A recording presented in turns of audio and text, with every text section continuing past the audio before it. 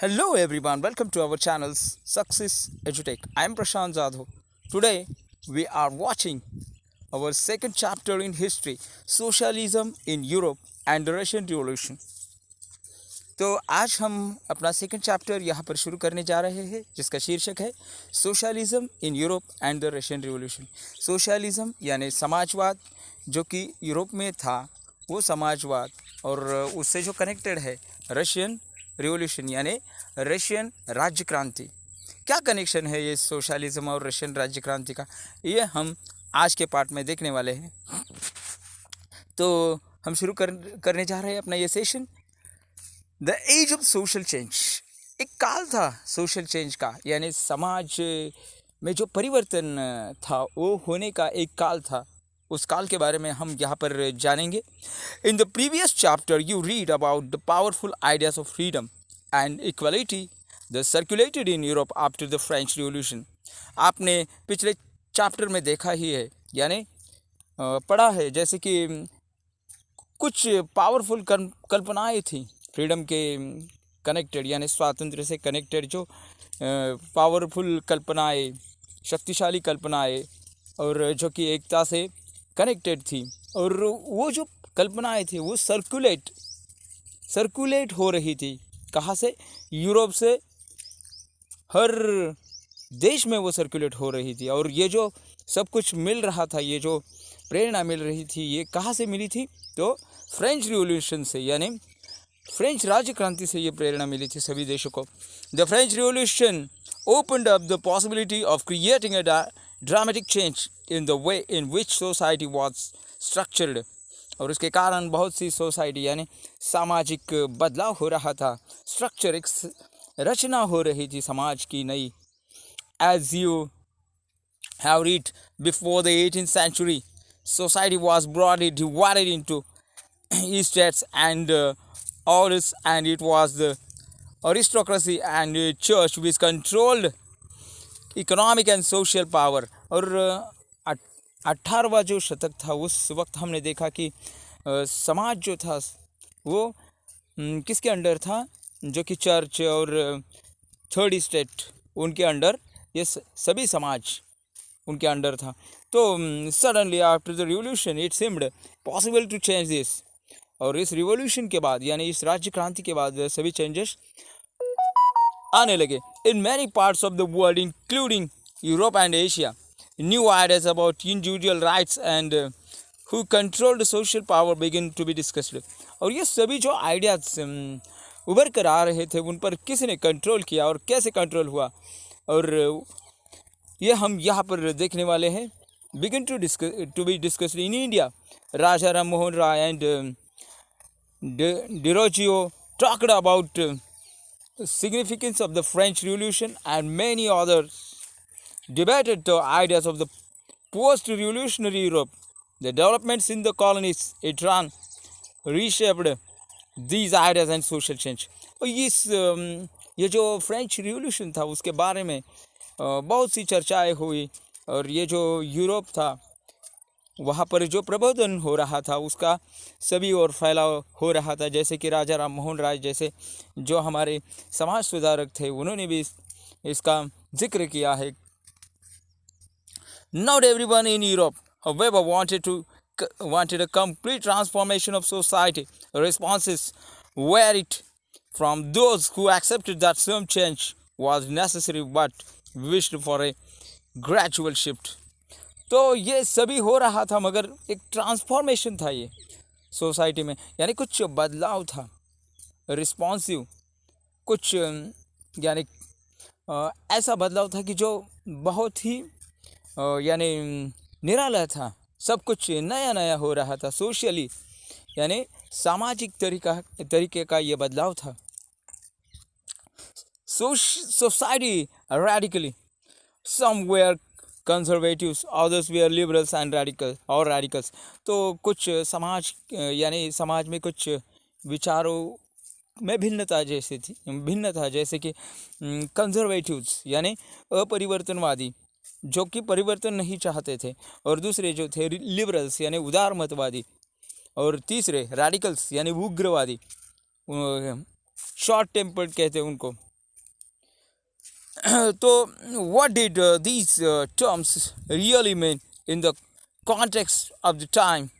What separated these strands of politics and what linked them together? We must remember that these terms do not mean the same things all context और all the times. यानी ये जो तीन स्तर थे, यानी तीन प्रकार पड़ चुके थे विचारों के, जैसे कि उग्रवादी, अपरिवर्तनवादी और तीसरा जो था उदारमतवादी, जैसे कि रैडिकल्स, लिबरल्स और कंजर्वेटिव। ये भिन्न विचारों के स्तर पड़ चुके थे समाज में। इसके कारण वो आगे जाकर मिले या क्या हुआ वो हम देखेंगे। We will look briefly at some of the important political traditions of the 19th century।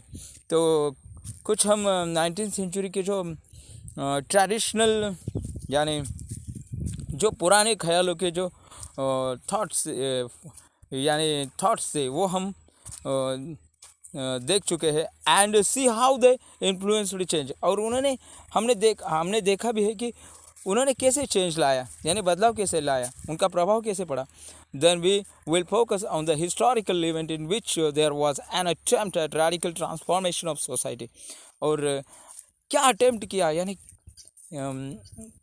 बदलाव लाने के लिए रेडिकल जो विचार श्रेणी थी, उन्होंने क्या अटेम्प्ट किया। रेडिकल ट्रांसफॉर्मेशन ऑफ सोसाइटी, यानी वो जो सोसाइटी थी रेडिकल, जो कि उग्रवादी कहते हैं, उन्होंने क्या अटेम्प्ट किया। Though the revolution in the Russia socialism become one of the most significant and powerful ideas to shape society in the 20th century. और रशिया में जो 20th सेंचुरी में सोशलिज्म एक सामाजिक विचार श्रेणी का एक प्रकार उदयोन्मुख हुआ, वो एक बहुत ही लाभदायक हुआ, ऐसा हम कह सकते हैं। तो हम नीचे देखेंगे 1.1 लिबरल्स, रेडिकल्स एंड कंजर्वेटिव्स। क्या है ये लिबरल्स, रेडिकल्स एंड कंजर्वेटिव्स, वो हमें देखना है। लिबरल्स यानी उदारमतवादी, जो हो रहा है अच्छा हो रहा है उसको सपोर्ट करना। रेडिकल्स यानी उग्रवादी, जो क्या कहते हैं उसको, हिंसा को महत्व देते हैं। और कंजर्वेटिव्स वो अपरिवर्तनवादी, यानी वो परिवर्तन नहीं चाहते, जैसा है वैसा ही रहेंगे। तो हम आगे देखेंगे। One of the groups which looked to change society were the liberals. तो कुछ ऐसा ग्रुप है वो सोसाइटी में चेंज चाहता है, यानी समाज में चेंज चाहता है, ऐसा एक ग्रुप जिसको लिबरल्स कहते हैं। Liberals wanted to nation which tolerated all religions. और ये जो ग्रुप है वो ऑल रिलीजन्स को, यानी हर एक धर्म को समानता से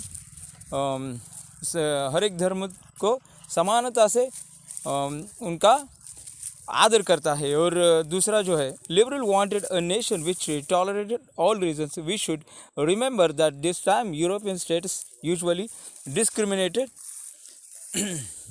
इन favour of the religion another.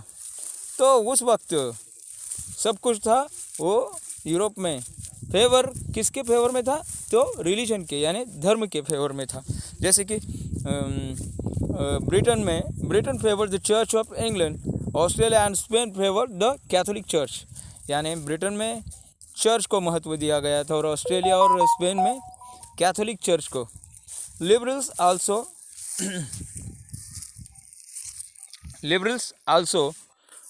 opposed the controlled power of dynastic rules. They wanted to safeguard the rights of individuals against the government.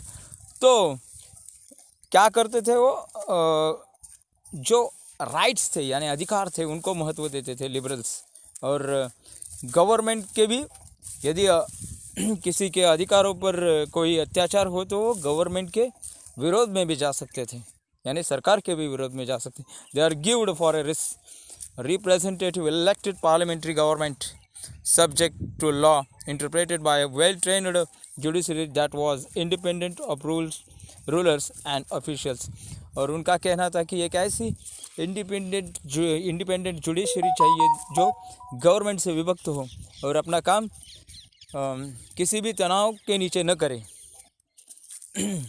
Elected parliamentary government subject to law interpreted by well-trained judiciary that was independent of rulers and officials. However, they were not Democrats.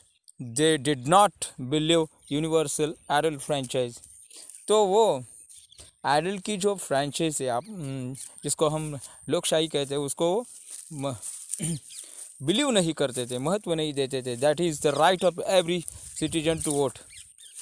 They felt man a property mainly should have the vote. तो property को मद्देनज़र रखते हुए वो voting का अधिकार प्रदान करना चाहिए, ऐसा उनका मत था. They also did not want to be vote for women. और वो वुमन के वोट को नहीं मानते थे, यानी स्त्रियों को वोटिंग का अधिकार नहीं है, ऐसा उनका कहना था. In contrast, radical wanted to nation which government was based on the majority and country's population. तो रेडिकल का जो रेडिकल के अकॉर्डिंग, यानी उग्रवादी जो विचार प्रवाह था, उनका क्या मत था? तो government based on the majority of countries population. और गवर्नमेंट जो है वो किसके बेस पर होना चाहिए? कंट्री के पॉपुलेशन के सपोर्ट के बेस पर होना चाहिए. Many supported women's suffragette movement. और जो बहुत सी जो वुमेन है, स्त्रियां है, वो किसको सपोर्ट करती है? तो मूवमेंट को, सफ्रागेटिव मूवमेंट नामक एक स्त्रियों का एक अपने अधिकारों को पाने का एक क्या कहते हैं उसको, अधिकारों को पाने का एक तरीका था. उन्होंने सरकार के विरुद्ध ये उठाव किया था. Unlike liberals, they opposed the privileges of great land owners and healthy factory owners. They were not against the existence of private property but disclaimed consultation of property in the hands of a few. तो ये जो स्त्रियाँ थी, यानी स्त्रियाँ थी, उन्होंने सरकार के विरुद्ध ये मूवमेंट चलाया था, क्योंकि उन्हें अपना अधिकार पाना था. Conservatives were opposed to radicals and liberals after the French Revolution. However, even conservatives had opened their minds to the need of change. और कंजर्वेटिव जो थे उन्हें कुछ अपना माइंड ओपन करके, यानी कुछ चेंज लाना था इस समाज में. चेंज यानी बदलाव लाना था. Earlier in the 18th century, conservatives had been generally opposed to the idea of change. By the 19th century, they accepted that some change was inevitable, but believed that the past had to be respected and change had to be brought about through the slow process. और उनका ये कहना था कि change तो चाहिए, मगर कैसा चाहिए? पूर्णतः चेंज चाहिए, और वो आवश्यक है, इनविटेबल है. तो और ये कैसी प्रोसेस है? स्लो प्रोसेस है, यानी जल्द ही चेंज नहीं आ सकता, कुछ वक्त लगता है उसको. तो उस दिशा में वो अपना काम कर रहे थे. सच differing ideas about social change clashed during the social and political turmoil. और ये जो आइडिया थी, differing ideas about social change की जो आइडिया थी, सामाजिक बदलाव की, वो क्लैश्ड हो गई during the social and political turmoil. Social यानी सामाजिक और राजकीय दोनों के आड़े आने के कारण वो जो सोशल चेंज था वो क्या हो गया? ध्वस्त हो गया. That followed the French revolution. और उसके कारण फ्रेंच रिवॉल्यूशन घटित हुआ. और the various attempt at revolution and national transformation in the 19th century helped define both the limits and potential of these political tendencies. और बहुत सी जो 19वें शतक में बहुत सी घटनाएं हुई, फ्रेंच रिवॉल्यूशन, और उसके बाद बहुत सी जो यानी घटनाएं हुई, और उसको मद्देनज़र रखते हुए 19th century के जो पोटेंशियल और पॉलिटिकल टेंडेंसी थी, उनमें जो बदलाव आया वो हमने देखा है. तो मैं प्रशांत जाधव अपना ये लेक्चर यहाँ पर ख़त्म करता हूँ. नमस्कार.